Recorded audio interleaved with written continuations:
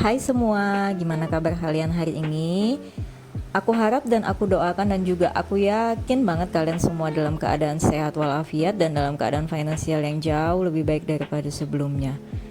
Nah, di video kali ini aku mau ngebahas tentang budgeting, tapi bukan tentang cara ngatur uang, tapi aku mau bahas video lanjutan dari video aku sebelumnya yang ada aku bahas tentang apa aja sih yang ngebuat budgeting itu selalu gagal. Nah, kali ini kan kita selain menemukan masalah, kita harus mencoba mencari solusi. Nah, di sini aku bakal bahas apa sih yang harus kita lakuin ketika budgeting kita itu gagal atau mulai over budget masih di pertengahan bulan nih. Belum nyampe akhir bulan budgetingnya udah mulai over budget. Jadi aku bakal bahas tuh gimana cara mengatasinya dan apa yang harus kalian lakukan. So, teman-teman tonton video aku sampai habis ya.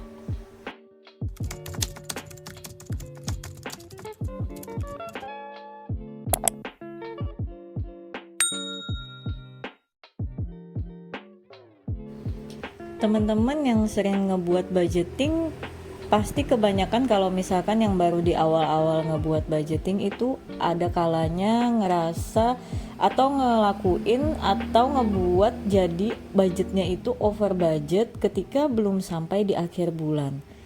Sebenarnya hal-hal kayak gitu tuh adalah hal-hal yang bisa kita cegah atau tidak terjadi ketika kita memahami atau menjalankan apa yang pernah aku bahas di video aku sebelumnya tentang apa aja sih yang menyebabkan terjadinya over budget dalam budgeting. Jadi sebenarnya hal-hal itu sudah bisa kita cegah di awal ketika kita melakukan pembuatan budgeting ketika baru memulai. Tapi terkadang kita melupakan hal-hal itu karena terkesan hal-hal sepele, tapi padahal bisa menyebabkan over budget sebelum capai anggaran kita di akhir bulan. Kalau kita ngalamin over budget sebelum masuk akhir bulan, apalagi masih jarak gajian itu jauh banget masih waktunya, itu pasti bakal pusing, pasti bakal bingung. Tapi jangan terlalu panik ya teman-teman. Jangan sampai teman-teman mengambil langkah yang salah. Langkah yang salah contohnya apa? Teman-teman ngajuin pinjaman. Pinjamannya mungkin pinjam ke teman, ke tetangga, ke keluarga. Kalau nggak dapat dikasih mungkin ngajuin pinjol dengan bunga yang nggak masuk akal. Aduh teman-teman, pokoknya kalau ketika kita ada ngelakuin over budget, pinjaman itu adalah bukan solusi. Jadi jangan sampai ketika kalian over budget kalian terjerumus dengan hutang, dengan pikiran bakal nanti bisa ngebayarin ketika gajian.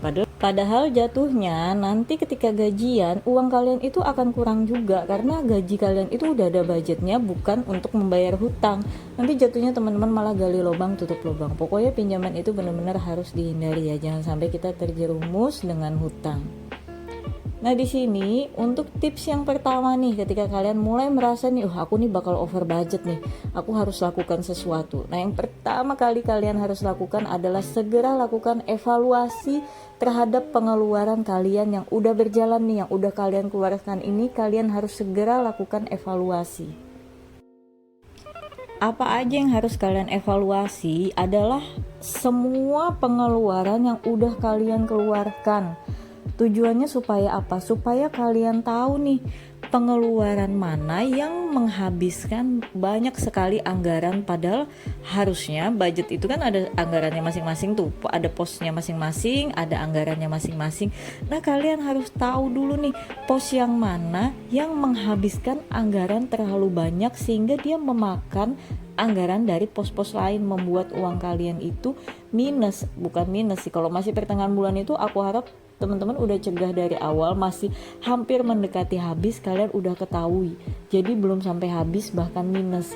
Makanya aku selalu tekanin ke teman-teman, penting banget buat lakukan evaluasi budgeting.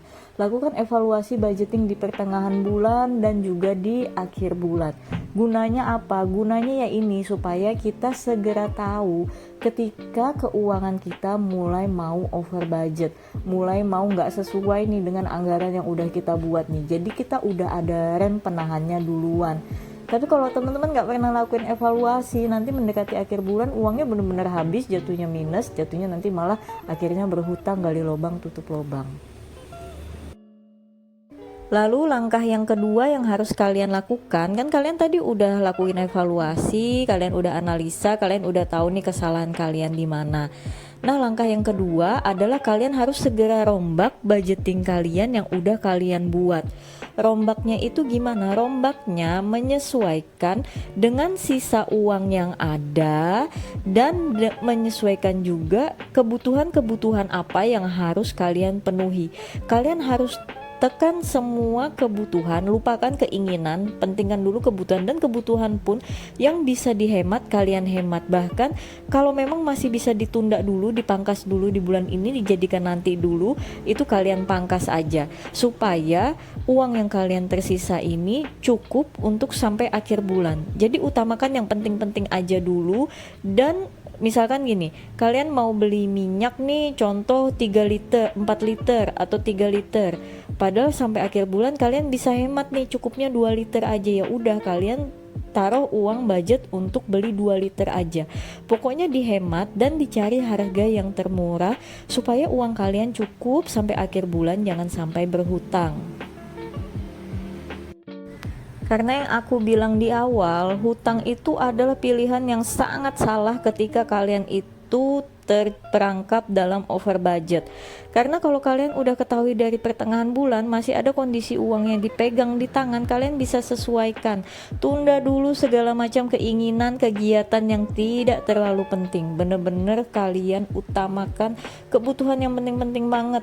Belanja pun dihemat, bandingkan toko yang termurah. Biasanya belanja di mall, belanjanya ke pasar, biasanya belanjanya tiap hari.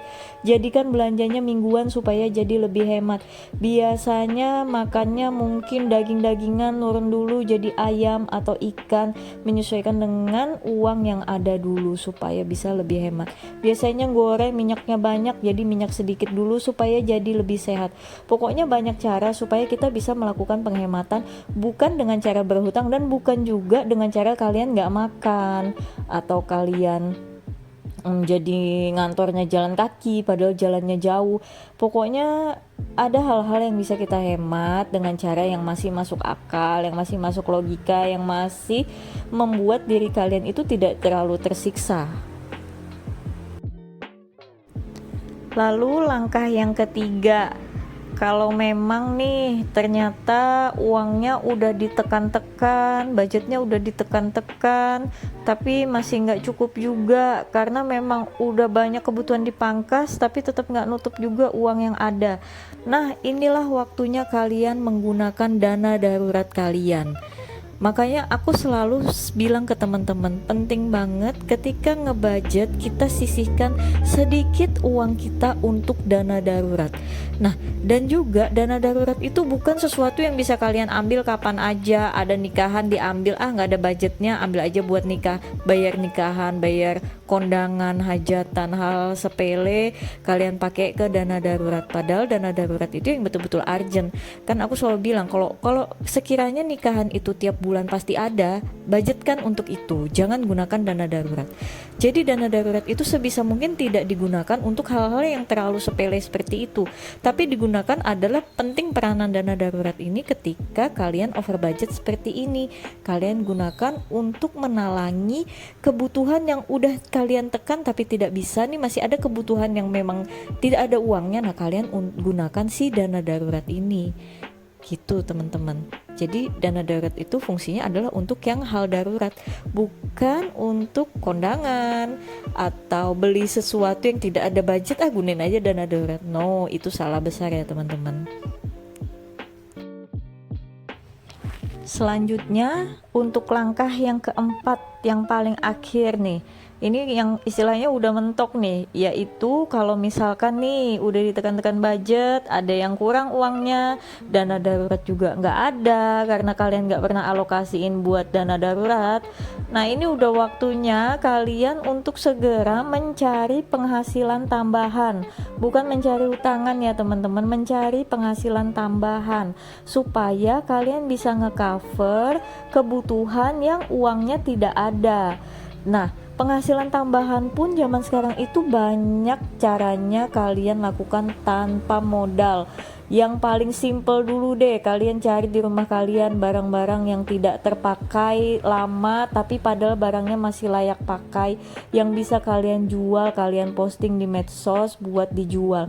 Pakaian-pakaian yang masih layak pakai, kalian pikir bakal mau dipakai nanti tapi padahal nggak dipakai-pakai nih, udah itu waktunya udah dijual.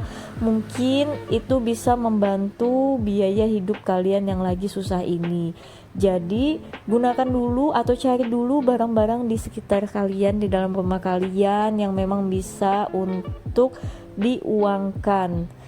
Atau juga misalkan kalian punya skill atau kemampuan yang bisa kalian jual. Contoh kalian buka jasa buat edit video, kalian bisa buat jasa bantu ngetik, jasa print, misalkan kalian punya printer. Pokoknya kalian benar-benar harus mencari penghasilan tambahan dengan modal minim, bahkan kalau bisa tanpa modal. Gunakan apa yang ada di rumah atau di dalam kemampuan diri kalian. Jangan sampai pokoknya kalian mencari hutangan. Pokoknya ini adalah hal yang harus kalian benar-benar pikirkan baik-baik tentang hutang ini. Jangan sampai teman-teman. Nah, kalau misalkan dari penghasilan tambahan kalian ini ternyata kalian nih jalan nih usahanya, jual baju bekas pre-love gitu, ternyata lancar nih, banyak yang beli, itu malah bisa jadi usaha sampingan yang akan kalian tekuni akhirnya. Tanpa kalian sadari, kalian punya usaha sampingan yang membantu ekonomi kalian jadi jauh lebih baik. Bahkan tanpa over budget, kalian punya tambahan dana buat memasukkan dananya ini ke tabungan kalian, bahkan tabungan kalian yang jadi menggendut, membengkak gitu teman-teman. Nah, ini tadi ya teman-teman, apa aja sih langkah yang harus diambil ketika kalian itu mulai mau over budget di pertengahan bulan. Ada 4 langkah yang aku saranin, semoga bisa ngebantu. Atau teman-teman kalau mungkin punya tambahan nih, yang tahu nih langkah-langkah apa yang harus ditambahkan, boleh share di kolom komentar biar kita berbagi ilmu tentang keuangan supaya finansial kita jauh bersama-sama jadi lebih baik ya teman-teman.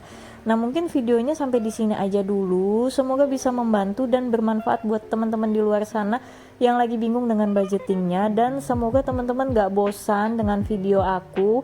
Makasih yang udah nonton sampai habis, yang udah support aku, dan sampai ketemu di video yang lainnya ya teman-teman. Bye bye.